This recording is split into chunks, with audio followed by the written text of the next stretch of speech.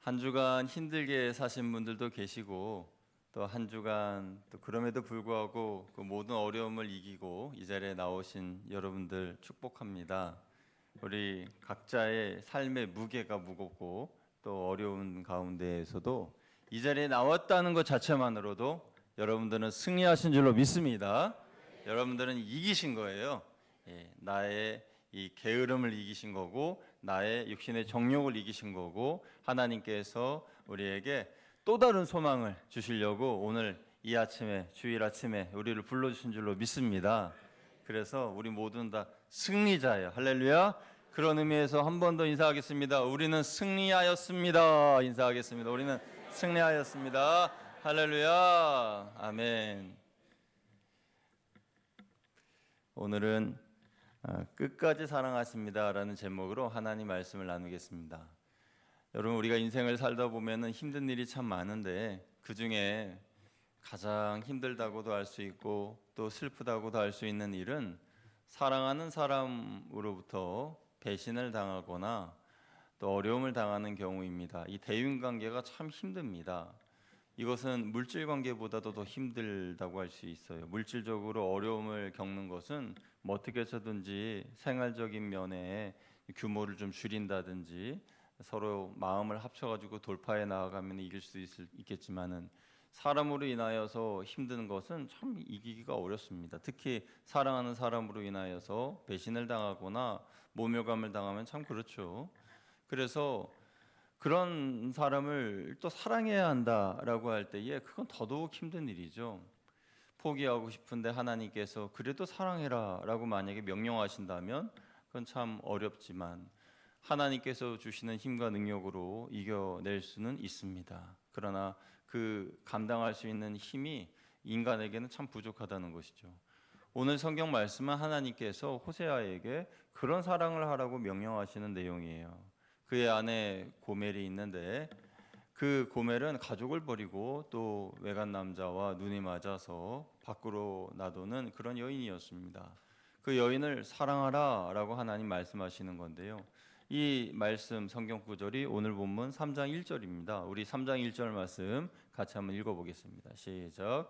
여호와께서 내게 이르시되 이스라엘 자손이 다른 신을 섬기고 건포도 과자를 즐길지라도 여호와가 그들을 사랑하나니 너는 또 가서 타인의 사랑을 받아 음녀가 된 그 여자를 사랑하라 하시기로. 아멘. 인간적인 마음으로는 고멜을 사랑할 수 없습니다. 가족을 버리고 떠난 여인 어떻게 사랑할 수 있습니까? 그것도 처음도 아니고 두 번째, 그렇게 반복하여서 죄를 범하는 그녀를 어떻게 사랑할 수가 있겠어요? 그럼에도 하나님께서는 포기하지 말고 사랑하라 하셨는데 왜 하나님께서 호세아에게 이런 명령을 내리십니까? 그것은 호세아의 모습을 통해서, 호세아가 고멜을 포기하지 않고 끝까지 사랑하는 그 모습을 통해서 하나님이 이스라엘을 그렇게 사랑하고 계시다라는 것을 보여주기 위해서입니다. 하나님은 호세아의 모습을 통해서 이스라엘 백성들에게 내가 너를 포기하지 않는다, 내가 너를 끝까지 사랑한다, 이렇게 메시지를 던져주시는 것이에요. 그런데도 이스라엘 백성들은 우상에게 줄 건포도 과자를 굽고 있습니다. 우리가 아까 1절 말씀을 읽었지만 이 건포도 과자를 굽는다, 이 과자라고 하는 이 단어가 원어로는 빵 또는 떡 이렇게 해석할 수가 있겠는데요. 그런데 이 하나님이 주시는 이 곡식, 이 곡물 이런 것으로 잘 구워가지고 그걸 우상에게 바친다. 여러분 어떻습니까? 여러분의 어떤 재물이나 여러분의 소유를 누가 그것을 함부로 사용한다고 하면 얼마나 속이 상합니까? 그래서 하나님이 주신 이 추수의 열매를 가지고 우상에게 바칠 이 과자를 만들어서 드린다. 이것은 하나님을 조롱하는 그러한 행동이라는 거죠. 그럼에도 불구하고 하나님께서는 나는 너희들을 사랑하고 너희들을 끝까지 포기하지 않겠다라고 말씀하시는 거예요. 이스라엘의 이런 영적 간음에도 불구하고 하나님은 그들을 포기하지 않으셨습니다. 끝까지 그들을 붙잡고 호세아에게 고멜을 다시 사랑하라 말씀하셨습니다. 이스라엘을 포기하지 않겠다는 하나님의 선언이신 거죠. 이와 같은 용서와 사랑을 받았다면 마땅히 하나님께로 돌아가야 합니다. 고멜도 그렇게 호세아의 또 사랑을 받았다면 호세아에게 돌아가야 합니다. 그런데 돌아가지를 않아요. 여러분, 하나님을 떠나면 행복합니까? 남편을 버리고 자녀를 버리고 떠나 외간 남자를 만나서 이제 살게 되는 고멜이 행복했을까요? 그렇지 않습니다. 고멜은 불행했습니다. 고멜은 그 남자에게 버림을 받아서 노예 시장에 팔려 나왔습니다.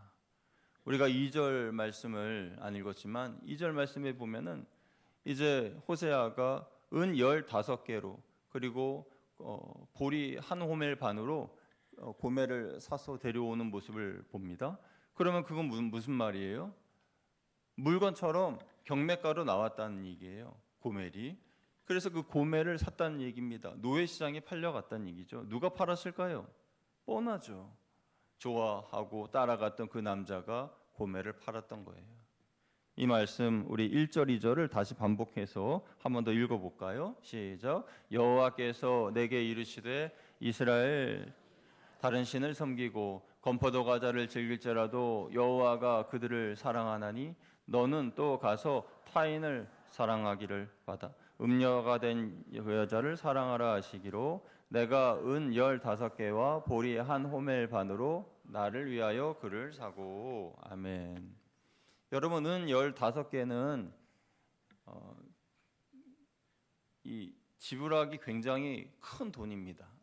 굉장히 큰 돈이에요. 당시에는 노동자의 1년 연봉이 은 5개 정도 됐다고 해요. 그러니까 3년의 품삯인 거죠. 노동자의 3년 연봉인 거예요. 이 은 15개가. 그러니까 호세아가 은 15개를 지불하고 이제 아내를 데리고 온 겁니다.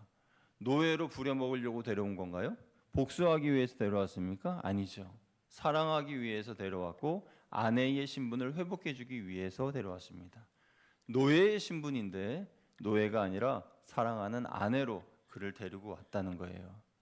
큰 돈을 지불하고 큰 대가를 지불하고 데리고 왔습니다. 그래서 이 은 15개는 예수님의 우리를 향하신 그 속량의 값을 상징하기도 합니다. 여러분, 예수님은 십자가에서 죽으시면서 그 목숨값으로 우리들을 구해내셨지 않습니까? 그래서 우리는 모두 다 속량받은 하나님의 백성들인데 우리가 구원받고 속량받게 된 것은 예수님의 피값으로 예수님이 우리를 위하여 죽으심으로 우리는 구원을 받게 된 것입니다. 그러니까 이 은 15개는 예수님의 속량값, 예수님의 피값을 상징한다라고 할 수가 있어요. 하나님은 독생자 예수 그리스도를 우리를 위하여 구원의 십자가의 제물로 내어주셨습니다. 하나님은 예수님의 생명이라는 큰 대가를 지불하시고 우리를 죄로부터 속량하셨습니다. 그만큼 우리는 가치 있는 존재예요. 그만큼 우리는 예수님의 생명과 맞바꿀 정도로 존귀한 사람들인 것입니다. 그래서 여러분 스스로를 자책하지 마시고 학대하지 마시고 여러분의 인생을 비관하지 마십시오.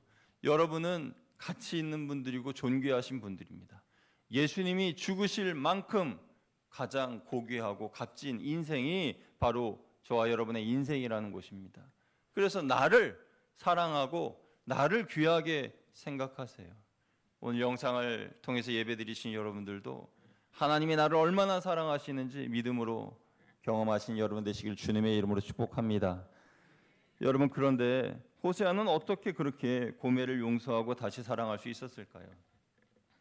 아마 호세아 개인적인 능력으로는 감당할 수 없었을 겁니다. 하나님께서 그런 명령을 내리셨을 때에 순종할 마음을 갖고 용기 있게 행동으로 옮기자 하나님께서 할 수 있는 힘을 그에게 부어주셨을 거예요. 여러분, 우리 주변에도 원수 같은 이들 있습니다. 용서하기 싫은데 용서하라 말씀하신 사람들 있습니다. 그러면 어떻게 해야 돼요? 싸워야 합니까? 하나님, 왜 제가 용서해야 하죠? 하고 화를 내야 합니까? 물론 화가 납니다. 그러나 그런 마음을 진정하고 하나님, 정말 하나님께서 제가 그 사람을 용서하기를 원하신다면 용서할 수 있는 힘을 주세요. 용서할 수 있는 마음과 능력을 주세요. 그러면 용서할게요. 하나님 앞에 이렇게 기도하면요, 신기하게도 용서할 마음이 그 마음에 생기는 거예요.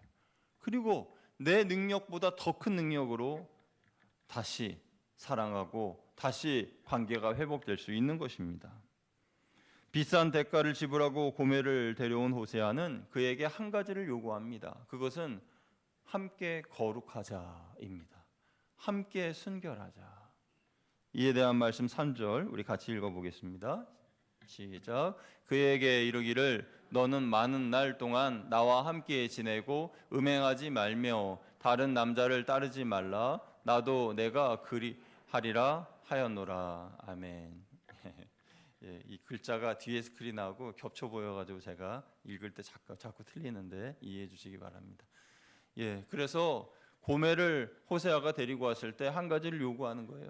나도 거룩할 테니 너도 거룩하라 라고 하면서 이렇게 얘기를 하는 거예요. 우리 둘 다 순결하자. 우리 둘 다 거룩하자. 그런데 사실 여러분, 이것은 우리에게 요구된 사항 아닙니까? 우리도 예수님의 속량값으로 구원받은 그런 속량의 도리로서 우리 모두가 다 거룩함을 유지하며 살아가야 할 사람들이 아니냐는 거예요. 우리 모두 다 하나님의 백성으로서 순결한 삶을 살아야 하지 않냐는 겁니다. 우리는 어떻게 거룩해질 수 있습니까? 어떻게 해야 순결한 삶을 살 수 있습니까?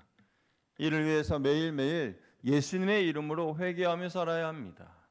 하나님의 말씀에 순종해야 하고 경건함에 이르기 위하여서 열심히 기도하고 힘써야 합니다. 그런데 이것이 한 몇 번 하다가 끝나는 것이 아니라 몇 달 하다가 끝나는 것이 아니라 하나님 나라 갈 때까지 계속 해야 하는 것이에요.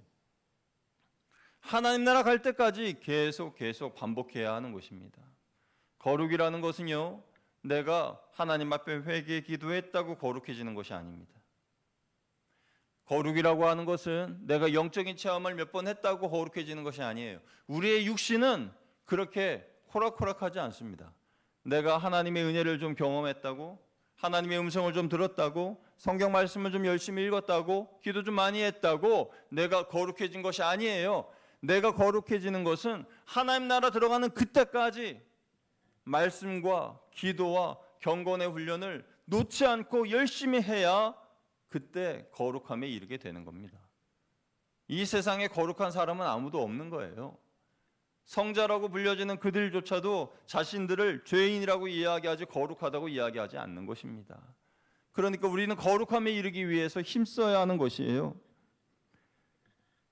이전의 음행을 끊고 오직 하나님만 따르리라 라는 이 하나님의 부르심에 네, 그렇게 하겠습니다 하고 응답하고 대답하고 행동으로 옮겨야 합니다. 우리를 속량하신 하나님의 뜻은 우리가 다시 거룩해지는 것입니다. 하나님도 알고 계세요. 우리가 순간 거룩해지는 것이 아니라는 것을 알고 계십니다. 그래서 하나님은 오래 기다려주세요. 아까 우리가 3절을 읽었는데 이 호세아가 너는 많은 날 동안 나와 함께 지내자 이렇게 이야기했죠. 그 말은 고멜이 한순간에 변화되지 않을 것을 알고 있다는 거예요. 너는 많은 날 나와 함께 지내면서 나도 너에게 도리를 다할 테니 너도 나에게 도리를 다하면서 우리 둘 다 거룩하자, 우리 둘 다 순결하자 이렇게 이야기를 하는 겁니다. 하나님이 우리를 보실 때에도 우리가 기도하고 바로 거룩해지거나 예수를 믿는다고 바로 성화되는 것이 아님을 아시기 때문에 오래 참고 기다려 주십니다. 성경에 보면 이스라엘의 많은 역사가 기록되어 있지만 그 역사 가운데 하나님께서 몇 번 기회를 주시고 그 기회에 응답하지 않을 때에 심판하셨다는 그런 이야기는 없어요. 끝까지 1000번이고 10,000번이고 하나님께서 기다려 주시고 또 기다려 주시고 그렇게 반복되는 이야기가 성경에 나와 있는 것입니다. 하나님께서 우리를 보실 때에도 마찬가지지요. 하나님은 우리를 기다려 주십니다. 선한 길로 이끌어 주십니다. 어떤 분들은 우리를 이끄시는 하나님의 개입을 싫어하시는 분들도 계세요. 그렇다고 하나님이 우리를 포기하시느냐? 아닙니다. 절대 포기하지 않으십니다. 왜 그렇죠? 그만큼 하나님에게 있어서 우리는 소중한 존재이기 때문에 그렇습니다. 하나님은 우리를 너무나 소중하게 여기셔서 절대 포기할 수 없어요. 여러분, 여러분의 자녀, 여러분의 손자 말썽 핀다 그래서 포기하실 수 있습니까? 포기하지 못하죠. 왜냐하면 너무나 소중한 존재니까 포기할 수 없는 거예요. 우리가 하나님 앞에 소중한 존재라는 것이 어떻게 증명됐습니까? 예수 그리스도의 십자가로 증명되었습니다. 예수님께서 십자가에 달려 죽으신 그 사건이 나를 위한 죽음이기 때문에 나는 소중한 존재인 거예요. 믿으시면 아멘. 하나님께서 나를 그렇게 소중하게 여기신다는 것입니다. 그렇게 소중하게 여기시기 때문에 오늘도 하나님은 나의 손을 붙잡아 주시고 오늘도 우리에게 새 힘을 불어넣어 주시는 것입니다. 그러면 이렇게 하나님의 은혜를 받은 우리들이 어떻게 살아야 할까요? 우리들이 버려야 할 것들이 있습니다. 만약 이것을 버리지 않고 계속 붙잡고 있는다면 하나님께서 강제로 그것을 우리 손에서 놓게끔 만들어 놓으시는데요. 그에 대한 말씀은 4절이에요. 우리 4절 말씀 같이 읽어보겠습니다. 시작. 이스라엘 자손들이 많은 날 동안 왕도 없고 지도자도 없고 제사도 없고 주상도 없고 에봇도 없고 드라빔도 없이 지내다가. 아멘. 이스라엘이 빼앗기게 될 것은 사실 빼앗기면 더 좋은 것들이었습니다. 그들이 붙잡고 있는 것은 하나님보다 더 귀하게 여기는 것이었고 처음에는 하나님을 위한 것이고 하나님을 믿는 도구로서 여겼던 것들인데 그것이 하나님보다 더 높은 자리에 오르고 하나님보다 더 의지하는 것들이 되어서 결국 우상이 되었어요. 그래서 하나님께서 억지로 그들의 손에서 그것들을 떨어뜨리게 하셨다는 것입니다. 많은 날 이스라엘 백성들이 타국의 포로가 되어서 살면서 억지로 그들의 손에서 떨어져 나가는 것들이 있었는데 그것은 왕도 없고 지도자도 없고 제사도 없고 주상도 없고 에봇도 없고 드라빔도 없는 것을 그들은 경험하게 됩니다. 이 많은 날이라는 것은 그들이 아수르 나라의 포로로 가서 아무것도 할 수 없는 주권도 상실하고 가지고 왔던 집에 놔두었던 드라빔이나 그런 것들도 못 가져오고 그냥 맨몸으로 끌려갔던 그러한 일들을 말하는 것인데요. 결국은 그것으로 인하여서 그들이 하나님만 바라볼 수 있게 되었다는 것입니다. 여러분 우리가 생각해야 할 것은요. 하나님께서 우리의 삶에서 상실감을 겪게 하실 때가 있다는 것입니다. 우리가 소유한 것들을 억지로 빼앗아 가실 수도 있고 아니면 우리가 자원해서 내려놓게 하실 때도 있다라는 것이죠. 그런데 그때 우리가 생각해야 할 것은 하나님께서 왜 내 것을 뺏어 가시나? 그것이 아니라 하나님께서는 하나님만 바라보라고 내 손에 있는 것들을 내려놓게 하시는 거예요. 그것을 계속 붙잡고 있으면 하나님이 억지로 뺏어 가실 수도 있습니다. 그런데 돌이켜보면 그런 것들은 다 내 영적인 유익에 해로운 것들이었어요. 그러니까 하나님께서 올바른 처방을 내리신 것이 맞는 것이죠. 그 상실의 시간은 나도 모르게 하나님보다 더 사랑하고 의지했던 우상을 버리는 시간이고 내 삶을 하나님께 맞추는 조정의 시간이고 하나님께서 주시는 영적 충전의 시간입니다. 그래서 그 시간을 통해서 우리는 하나님을 다시 경외하게 되고 하나님의 은총을 바라며 나아가게 되는데 그 은총이 결국은 나를 살리는 겁니다. 그렇다면 이스라엘이 상실한 것들에 대해서 조금 더 구체적으로 살펴보겠습니다. 아까 우리가 4절 말씀을 읽었지만 4절 말씀에 보니까 제사와 주상이 없어졌다 이렇게 말씀하고 있어요. 제사는 하나님께 예배를 드리는 것이고 주상은 바알을 섬기기 위해서 만들어 놓은 기둥인데 그러니까 바알 숭배를 말하는 것이에요. 그런데 제사도 없고 주상도 없다 이것을 같이 붙여서 말씀했는데 이 말씀은 그들이 하나님께 예배드리는 것과 바알을 숭배하는 것을 같이 했다는 것입니다. 그러니까 혼합신앙이죠. 혼합신앙, 혼합종교. 하나님께도 보험을 들어놓고 바알에게도 보험을 들어놓는. 우리에게 적용해 보면 하나님도 믿고 그러나 하나님만 믿으면 뭔가 내 삶에 좀 어려움이 생기면 어떻게 하나? 그래서 돈도 믿고 사람도 믿고 인맥도 중요하고 스펙도 중요하고 그런 것들을 다 만들어 놓고 난 다음에 좀 마음 평안해지는 거죠. 그런데 하나님께서 말씀하시는 것은 그런 것들은 부차적인 것이고 절대적으로 너는 나를 믿으라는 것이죠. 그래서 하나님 외에 다른 것들이 그 바알의 주상이라는 거예요. 그래서 우리는 제사도 믿고 주상도 믿는 게 아니라 오직 예수 그리스도 하나님 한 분만 믿고 의지하며 나아가야 되는 것입니다. 그리고 또 에봇도 없고 드라빔도 없다 그랬어요. 에봇과 드라빔. 여러분 드라빔이라고 하는 것은 이스라엘 백성들 생활에 깊숙이 자리 잡은 생활 우상입니다. 그러니까 집마다 가보면은 약 20cm에서 한 50cm 되는 그러한 나무로 만든 조각상이나 돌로 깎아 만든 그런 조각상이 있는데 그걸 드라빔이라 그래요. 그런데 그 드라빔이 하는 역할은 점치는 역할을 합니다. 미래에 일어날 일들에 대해서 길흉화복을 점쳐주는 역할을 이 드라빔이 해요. 어떤 방식으로 하는지는 모르겠습니다만 그것으로 점을 치는 거예요. 그리고 이 가정을 지켜주는 수호신이다 그들은 생각합니다. 이게 원래 메소포타미아 문명에서 생긴 그런 우상인데, 그런데 그들은 그 우상을 마치 하나님처럼 자기 집에다 갖다 놓고 일주일에 6일은 자기 집에 있는 드라빔을 섬기고, 그리고 안식일에는 성전에 나와서 하나님께 예배를 드리고, 이게 도대체 말이 되냐는 겁니다. 이게 우리의 삶의 모습 가운데 이러한 모습도 있지 않습니까? 우리가 주일 하루만 하나님께 예배드리러 나오고 나머지 6일은 하나님이 아니라 다른 것들을 의지하며 살지 않냐는 거예요. 그러니까 이스라엘 백성들의 모습과 우리의 모습이 다를 바가 뭐냐는 겁니다. 그러면 에봇이 왜 우상이냐? 여러분, 에봇은요 이스라엘의 제사장들이 입는 옷입니다. 이스라엘의 제사장들이 입는 그 겉옷인데요, 그 가운데에 보면 흉패가 있어요. 그런데 그 흉패 안쪽에 우림과 둠밈이라는 곳이 있습니다. 그런데 에봇이 없다라는 것은 이 흉패 안에 있는 우림과 둠밈이 없다라는 그런 뜻이에요. 이 우림과 둠밈은 하나님의 뜻을 알기 위해서 어떤 신탁의 역할을 했습니다. 그래서 특히 구약 성경에 다윗이 에봇을 많이 의지했어요. 어떤 일을 결정하라 할 때 에봇을 가지고 오라 해서 하나님께 기도하고 그 일을 결정했습니다. 어떤 학자들은요, 그 우림과 둠밈이 흰 돌과 검은 돌인데 그것에 따라서 결정이 하나님이 결정해 주신다 그렇게 이야기했는데, 사실 그것도 정확한 건 아니에요. 성경에 누구도, 그리고 어떤 구절도 우림과 둠밈에 대한 그런 모양이나 이야기는 없습니다.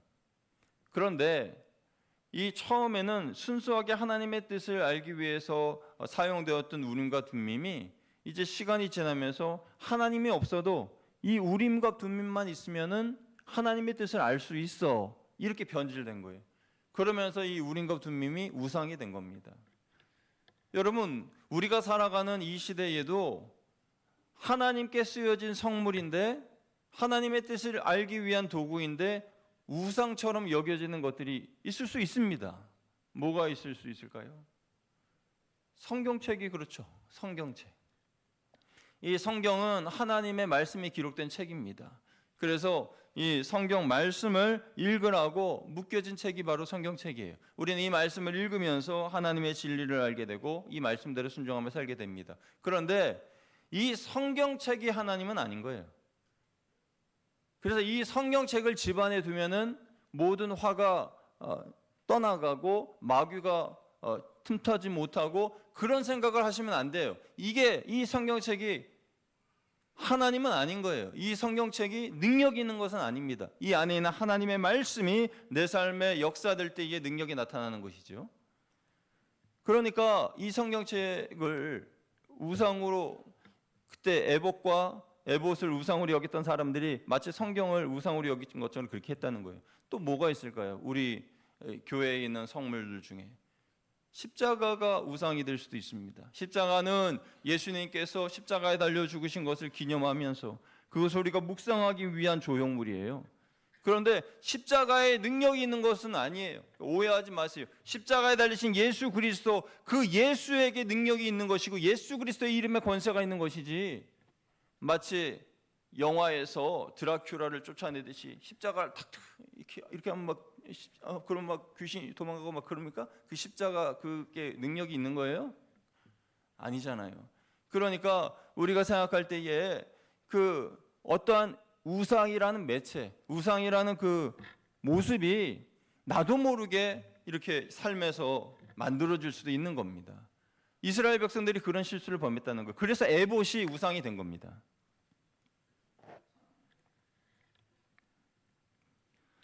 여러분, 우리의 삶의 미래가 불안하고 그래서 걱정이 될 때에 우리는 하나님 앞에 나와 기도함으로 그 문제를 이겨내고 하나님의 뜻을 구하고 깨닫고 헤쳐나가야지, 점치듯이 신앙생활을 하면 안 되는 것입니다. 점치듯이 신앙생활을 한다는 것은 예언의 능력이 있는 사람을 찾아간다든지 성경을 잘 가르치는 곳에 성경을 공부하러 간다든지 그러한 모호한 신앙생활, 그것은 모호한 우상 숭배예요. 그것은 잘못된 신앙생활입니다. 우리는 말씀을 근거로 해서 신앙생활을 해야 되고 우리의 삶에 예수 그리스도 안에 거하여서 살아야 하고 성령께서 늘 나를 인도해 주시도록 성령 충만한 삶을 살기 위해 힘써야 합니다. 그러면 나의 미래에 대해서 내가 알지 못해도 하나님의 인도하심을 받으며 나의 모든 어려운 문제들을 해결하고 돌파하며 나아갈 수 있는 것이죠. 만약 우리에게 하나님보다 더 의지하는 애복과 드라빔이 있다면 그것이 점치는 우상숭배이고 혼합주의 신앙이고 혼합주의적 종교행위라는 것을 우리는 알아야 합니다. 우리는 그런 우상과 혼합신앙으로부터 돌이켜서 메시아이신 예수 그리스도에게로 향해야 돼요. 그래서 호세아는 5절에 이렇게 말합니다. 우리 5절 말씀 같이 읽어보겠습니다. 시작. 그 후에 이스라엘 자손이 돌아와서 그들의 하나님 여호와와 그들의 다윗을 찾고 마지막 날에는 여호와를 경외함으로 여호와와 그의 은총으로 나아가리라. 아멘. 모든 것을 잃어버린 이스라엘 백성들이 이제 다윗을 찾게 될 것이라고 말합니다. 그런데 여기서의 다윗은 그 사람 다윗이 아니라 메시아 예수 그리스도를 예표하는 다윗이에요. 그래서 다윗을 찾는다는 것은 메시아를 찾는다는 것이고 그들이 돌이켜야 할 방향은, 회개의 방향은 예수 그리스도라는 겁니다. 그렇게 방향을 전환한 사람들에게는 하나님께서 은총을 베풀어 주십니다. 5절 하반절을 보니까 그의 은총으로 나아가리라 라고 말씀하고 있죠. 그런데 여기서의 은총이라는 단어는 히브리어로 토브라고 하는 단어입니다. 토브, 여러분 많이 들어보셨죠? 이 토브라고 하는 단어는 참 좋은 단어입니다. 선하고 유익하다 할 때 토브를 쓰고 풍성하다 할 때 토브를 쓰고 행복하다 할 때 토브를 써요. 그러니까 토브라는 단어는 참 좋습니다. 이 단어는 한마디로 하나님의 선하심을 나타내는 것이에요. 그러니까 그 삶의 방향을 하나님께로 돌이키고 예수 그리스도에게로 돌이키고 살아가는 사람들은 그의 은총으로 나아가는데 그 은총이 뭐냐? 하나님이 주시는 풍성한 열매, 하나님이 주시는 풍성한 삶의 결과, 선하심과 유익함과 풍성함과 행복이라는 것이에요. 이러한 토보의 은혜가 저와 여러분에게 함께 하시기를 주님의 이름으로 축원드립니다. 이제 말씀을 정리해 보겠습니다. 호세아 선지자는 하나님 말씀에 순종해서 방탕한 아내 고멜과 결혼했습니다. 남편과 자녀가 있음에도 다른 남자를 찾아 떠난, 그래서 노예까지 전락된 그 여인을 다시 찾아서 값을 주고 데려옵니다. 이 모든 이야기는 1차적으로는 하나님과 이스라엘의 이야기지만 결국 하나님과 우리들의 이야기예요. 사실 우리도 고멜과 같은 그러한 하나님 앞에 부끄러운 존재들 아닙니까? 이스라엘 백성들은 다시 하나님의 신실한 백성이 되기 위해서 지난날 당연히 여겼던 것들을 버리기 시작합니다. 하나님께서 강제로 그것을 버리게 하셨습니다. 그들은 상실의 고통을 겪어야 했지만 결국 그것은 죄를 짓는 도구였기 때문에 차라리 없는 것이 그들에게 더 영적으로 유익했습니다. 그 시기에 그들은 자신들의 우상 숭배에 대해서 뉘우치고 돌이키게 됩니다. 하나님께서 그들을 기뻐 받아 주십니다. 하나님이 그들을 사랑하신 그 사랑은 예수 그리스도의 십자가의 죽으심으로 그리고 부활하심으로 성취가 되었죠. 우리 모두 다 고멜과 같은 사람들로서 하나님의 그런 용서를 받았습니다.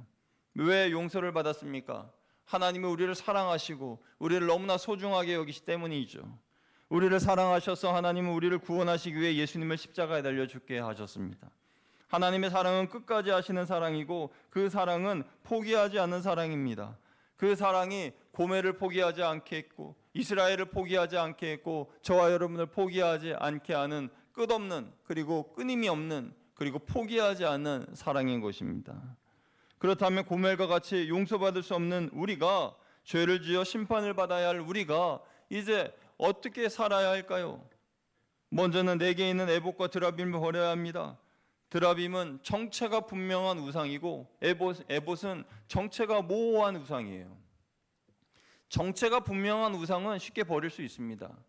그런데 정체가 모호한 우상은 이게 하나님을 위한 것인가 나를 위한 것인가, 하나님의 뜻인가 내 뜻인가, 이러한 이 딜레마를 줍니다. 그래서 이게 하나님의 뜻이 맞다면 하나님의 뜻대로 하면 되지만 내 뜻대로 하게 되면 그것이 잘못된 우상이 될 수 있는 거죠. 처음엔 하나님을 위한 도구였는데 이제는 하나님을 대신하는 우상이 되어버린 것들이 있습니다. 그런 것들이 우리의 삶에 한두 가지씩은 꼭 있는 거예요. 그러면 그것들을 버려야 합니다. 또한 우리는 혼합주의 신앙을 버려야 합니다. 하나님과 우상을 함께 의지하고 섬겨서는 안 되는 거예요. 하나님을 의지하면서 돈을 의지하고 사람을 의지하고 그래서는 안 됩니다. 우리가 의지해야 할 분은 오직 하나님 한 분밖에는 안 계시다는 겁니다. 그렇게 하나님의 백성으로 변해가는 과정은 오랜 기다림의 과정입니다. 우리가 착각하면 안 됩니다. 하나님 앞에 죄를 범하고 회개하였다고 우리의 죄는 사해질지 모르지만은 우리가 거룩해지는 것은 아니에요. 다시 또 반복해서 죄를 짓는 그런 모습을 보면 알 수 있지 않습니까? 그래서 우리는 매일매일 새롭고 거룩한 삶을 살기 위해서 인내하고 성장하고 경건의 훈련을 열심히 감당해야 합니다. 오늘 이 예배드리는 이 시간도 우리가 하나님 앞에 경건해지기 위하여 힘쓰는 시간이에요. 그래서 예배의 시간도 놓치면 안 되고 기도의 시간도 놓치면 안 되고 하나님 앞에 열심히 찬양하고 하나님 앞에 열심히 헌신하는 우리들의 삶이 되어야 되는 것입니다. 그리고 그 모든 것은 다 우리 주 예수 그리스도께 방향이 정해져 있어야 되는 겁니다. 우리를 포기하지 않으시고 끝까지 사랑해 주시는 분은 하나님만이 아니고 예수님이 우리를 포기하지 않으셨기 때문입니다. 여러분, 예수님께서는 이 땅에 오셔서 인간의 죄를 대신 짊어지셨지만 그 누구도 예수님께 박수를 보낸 사람이 없습니다. 심지어 예수님의 제자들조차도 예수님이 십자가에 달리실 때에 뿔뿔이 흩어져 도망갔지 예수님의 그 죽으심에 대하여 찬양한 사람들은 한 사람도 없어요. 예수님은 그렇게 마지막 순간까지도 사람들에게 거절당하고 배신당하셨지만 그럼에도 불구하고 자기 사람을 끝까지 사랑하셨습니다. 요한복음 13장 1절 말씀 우리 같이 한번 읽어보겠습니다. 시작. 6월절 전에 예수께서 자기가 세상을 떠나 아버지께로 돌아가실 때가 이른 줄 아시고 세상에 있는 자기 사람들을 사랑하시되 끝까지 사랑하시니라. 아멘. 하나님께서 호세아 선지자에게 고멜을 사랑하라, 끝까지 사랑하라 라고 말씀하신 것처럼 예수님은 자원하셔서 우리를 사랑하시되 끝까지 사랑하셨습니다. 십자가에 달린 그 상황에서도 그 밑에 있는 사람들을 사랑하셨어요. 용서하시고 용납하셨습니다. 우리는 하루에도 수십 번 수백 번 하나님 앞에 배신하고 하나님의 자녀답지 않게 살지만 그럼에도 불구하고 하나님은 우리를 용서하시고 용납하셨고 그럼에도 불구하고 예수님은 우리를 다시 용서하시고 용납하셨습니다. 로마서 5장 8절 말씀에 우리가 아직 죄인 되었을 때에 그리스도께서 우리를 위하여 죽으심으로 하나님께서 우리에 대한 자기의 사랑을 확증하셨느니라 라고 말씀하셨습니다. 우리는 자격이 없는 죄인이었고 하나님을 떠나 있었고 내 삶에 하나님이 개입하시는 것을 끔찍하게 싫어한 사람들이었지만 그럼에도 하나님은 우리를 포기하지 않으셨습니다. 하나님의 사랑은 일회성이 아니라 끊임없는 사랑, 포기하지 않는 사랑입니다. 호세아가 고멜을 다시 찾아갔듯이 하나님은 우리를 다시 찾아오셔서 우리의 이름을 불러주십니다. 아무개야, 내가 어디 있느냐? 아무개야, 나는 너의 힘들고 어려운 상황을 잘 알고 있다. 아무개야, 같이 힘내자꾸나. 우리 하나님의 음성을 들으시기를 주님의 이름으로 축복합니다. 하나님이 여러분의 모든 아픔을 아시고 여러분의 힘들고 괴로운 것들을 다 아십니다. 하나님 앞에 여러분의 마음을 토로하시길 바랍니다. 하나님이 이렇게 우리를 끝까지 사랑하신다는 것을 깨달았다면 우리는 더 이상 방황하지 말고 하나님의 품으로 돌아가야 합니다. 하나님의 품 안에 있는 그 넉넉함을 우리는 느껴야 합니다. 하나님이 우리의 모든 배신과 죄악을 아시면서도 우리를 사랑하셨다는 것을 기억할 때에 우리는 하나님의 품으로 돌아갈 수 있습니다. 하나님은 한 번도 저와 여러분을 포기하신 적이 없으십니다. 하나님은 끝까지 여러분을 사랑하실 뿐만 아니라 앞으로도 포기하지 않으십니다. 그 사랑을 신뢰하고 의지하셔서 거룩함을 지키며 하나님의 자녀로 하나님의 사랑하는 택하신 자로 살아가는 저와 여러분 다 되시기를 주님의 이름으로 축원드립니다. 함께 기도하겠습니다. 하나님 아버지, 우리가 죄인 되었을 때에도 우리를 사랑하시고 우리가 거듭나 하나님의 자녀로 살아갈 때에도 우리를 사랑하시고 우리가 하나님을 배반하여 하나님을 부끄러워하며 도망갔을 때에도 우리를 사랑하시고 그렇게 끝까지 우리를 포기하지 않으시고 찾아오시고 사랑해 주신 하나님의 그 사랑을 힘입어 오늘 우리 두 손 들고 하나님 앞에 나아갑니다. 통회하며 자복하며 하나님 앞에 나아갑니다. 하나님, 우리를 다시 품어주시는 그 사랑의 품 안으로 나아가기를 원합니다. 이제 나의 애복과 드라빔을 버리고 나의 모든 혼합주의 신앙을 버리고 거짓된 모든 우상 숭배들을 버리고 다 버리고 하나님만 바라보며 하나님 은혜 가운데 나아가는 믿음의 자녀들 다 되실 수 있도록 주님 인도하여 주옵소서. 우리 주 예수 그리스도의 이름으로 감사하며 기도드리옵나이다. 아멘.